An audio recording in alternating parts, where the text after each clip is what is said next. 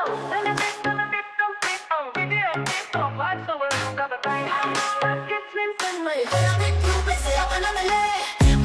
may bagong upload, simple lang pero solid ang mode. Sa edit niya makilig at tawa, vibe may feel good pag pamilya at tropa.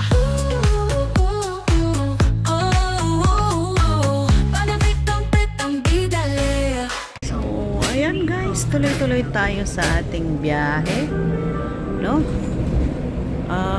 Doon sana sa isang phone ko, kaso naputol. So, i-try kong i-send dito para continue. Naputol dahil puno. Kailangan ko na namang mag-delete doon sa kabila, di ba? Actually, marami na rin akong na-delete dito. Kaya marami na din akong naka-apila na upcoming. So, dideleting ko yung mga nandito pa, i-upload ko na para sakaling tayo ay babiyahe going out of the space out of Macau ay merong space ang ating phone, ang ating gallery. So try ko din bumili ng SD card ba or whatever, ano man ang tawag doon. Bibili ako uli kasi puno na, no? So para mayroon tayong baon sa pupuntahan natin, kasi syempre magbablog tayo ng magagandang tanawin, mga kabundukan ba. Ayan, no? So dahil solo ko dito sa harap, ayan, diba guys, ang ganda. Tapos kita naman yung gilid, yan yung IFC China. Yung mga building na yan, China po yan. At ito yung London Bridge na madalas naming daanan kapag kasama ko ang mga amo. Diyan natatanaw yung, ayan, hindi siya ngayon red, Macau Tower. So, at dito naman yung sentro na yung kabilang dulo ng tulay doon sa pinanggalingan ko ay umapaw yung baha doon nung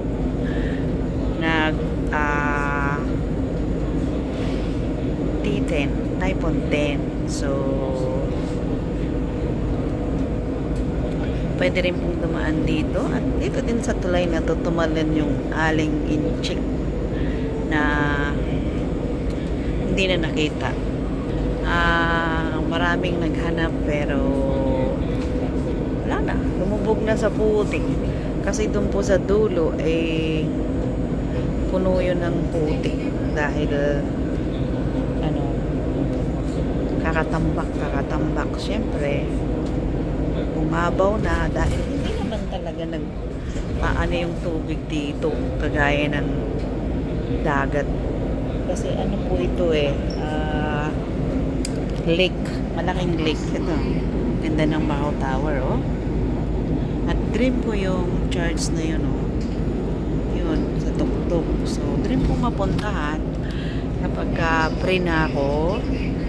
At medyo malamig-lamig na kasi medyo mahina po ang ating lungs sa mainit. Hinihingal tayo.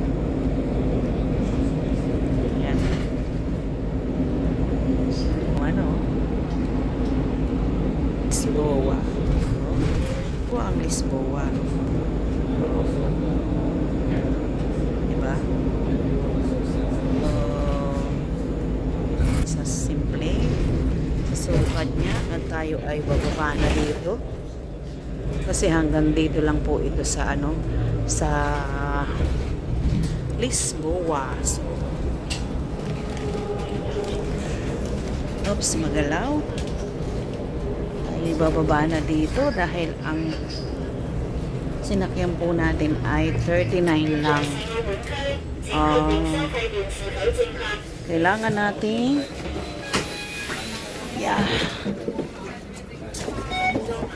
kailangan nating maglakad. Oh.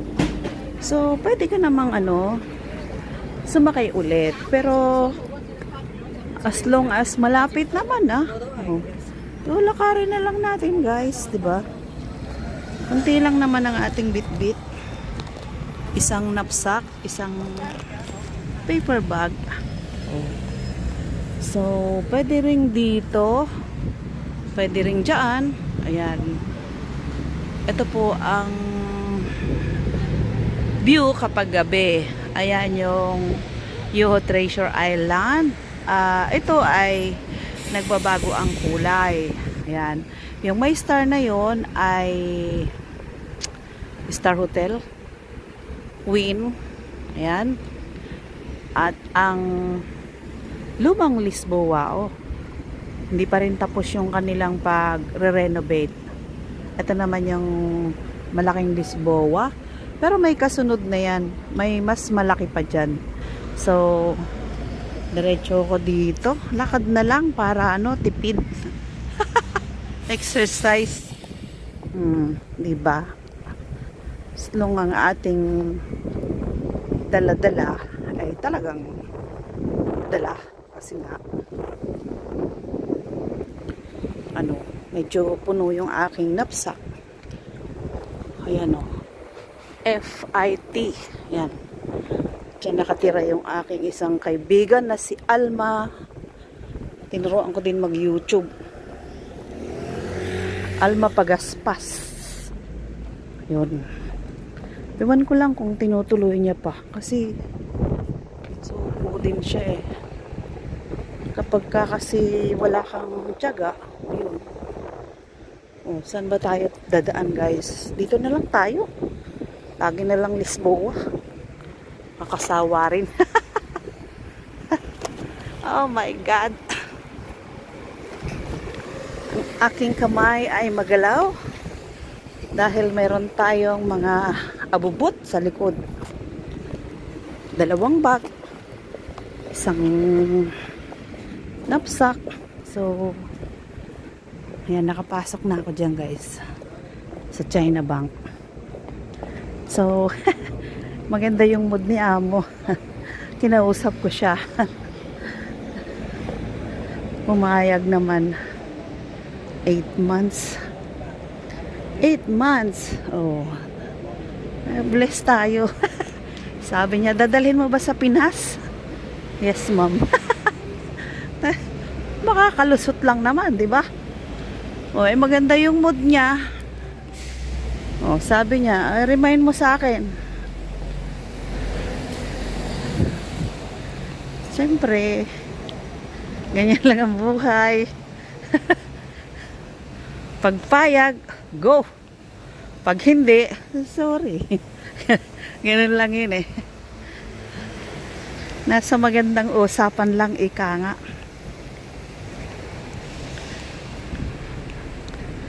Ay, nako. For the first time na maganda yung mood niya. Sana, okay lang. Tapos, yung kasi namali siya dun sa perma ng kontrata na English. Yun ang inano ko sa kanya kasi kailangan timingan Sabi ko, ma'am, I need the English contract because I bring in Philippine. Yun ang aking inano sa kanya. In Philippine, don't know how to read and understand the Chinese word. Sabi niya, okay. Give me. And I sign it again. Kasi po, nung dati ay binigyan ko na siya. Yun nga lang, sabi niya na mali daw siya. Pero, kumuha rin ako ng Chinese contract. Yun, napilapan niya. Kasi syempre, Chinese yun. Dali niyang maintindihan. Ngayon ay kailangan 2. So, kukuha ako ulit sa consulate. Although, isang i-prove ko yon na ako ay manggagawa at empleyado niya. So to prove na amo ko siya every year. Kaya nga yung iba, bakit ikakukuha ka pa? So hindi naman natin pwedeng i-compare ang sarili natin sa iba. Kasi to be sure, kung mayroong aberya ay yun na nga, gaya ng nabanggit ko dati, to be sure na ikaw ay legit na manggagawa niya. O diba guys? So ayan, at tayo yung napahugot na pakwento na. Napatigil na rin ako dito. Ayan, Grand Emperor Hotel. At ito naman yung Hotel Centra na dating kapihan namin. Kapihan, laruan. Ngayon nagbago na ako. Sabay ganun eh.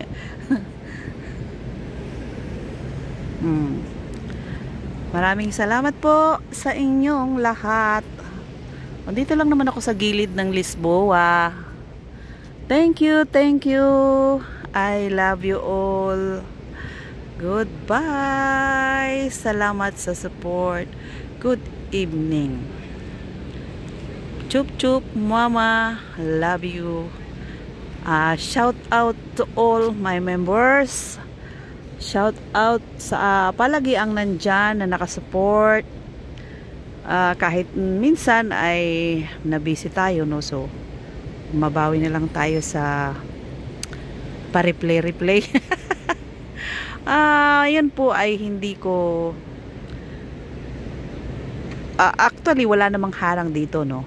So ang pangbawi ko na lang ay tinatapos ko yung video kasi ewan ko ba sa Macau, napaka selfish po, grabe. Kaya itry ko din kung paano yung pagpalipad dito, like kay Sisi Evelyn, kung paano niya ginawa. So thank you for watching. Try kong magbili ng SIM card sa Pinas. I love you guys. Chup chup, muah muah, bye bye, God bless, good night.